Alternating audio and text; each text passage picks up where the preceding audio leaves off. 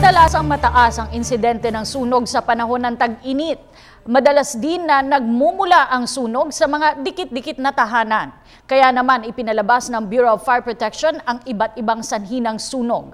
Alamin natin kung ano ang mga ito sa espesyal na ulat ni Julius Disamburu. Sa unang bahagi ng ating espesyal na ulat, nalaman natin ang buong kasaysayan ng Fire Prevention Month. Kapag ganitong panahon ng tag-init, mataas ang insidente ng sunog sa ating bansa. Base sa datos ng Bureau of Fire Protection, karamihan ng insidente nito ay nagmumula sa mga kabahayan, lalo yung mga dikit-dikit ang tahanan. Kung mapapansin, nagaganap ang mga ito sa 10 oras ng gabi kung saan mahimbing ang kanilang pagkakatulog.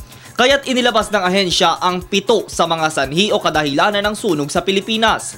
Unang-una sa hanay nito ang kapabayaan o carelessness ng ilan nating mga kababayan. Ito ay kung saan napapabayaan ang atensyon kapag nagluluto at pagkakatabig ng kandila sa isang combustible materials tela. Sunod dito ang problemang electrical o faulty electrical wirings. Karamihan sa mga insidente nito ay galing sa sali-saliwang linya ng kuryente at minsan may jumper o nakawan pa. Pasok din naman dito ang short circuit at overloading. Ikatlo sa ating listahan ay ang paninigarilyo. Opo, dahil sa simpleng bisyo ni Juan at Juana, sunog posibleng magsimula. Nangyayari ito kapag upos ng sigarilyo ay naiwan malapit sa mga bagay na mabilis magliyab. Kapag magbabagong taon, tumataas din ang bilang ng sunog dahil sa mga paputok na napupunta sa bubungan ng ating tahanan. Pero kung titignang mabuti, may baga pa ito.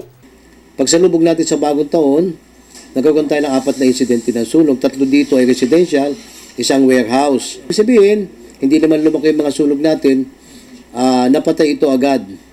And then nung last year naman, sa ganito rin panahon, ay 6 na insidente ang naging sunog natin last year. So kukunti din, bumaba pa rin. Yun sa pagpapalit ng taon yun. Pasok din sa listahan ng arson, LPG at open flames. Sa mga sanhing ito, nanawagan si Quezon City Fire Marshal Superintendent Jesus Fernandez kanyang nasasakupan na umiwas sa mapapinsalang sunog. Po natin yung paggamit ng ating mga kalan, yung mga appliances po natin, check po natin, yung mga kagamitan po natin na madaling masunog ay itabi po natin para sa ganun ay maiwasan po natin yung mapapinsalang sunog.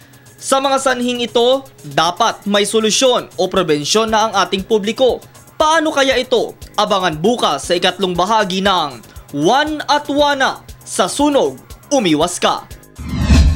Para sa Telebisyon ng Bayan, ako si Julius Disamburu.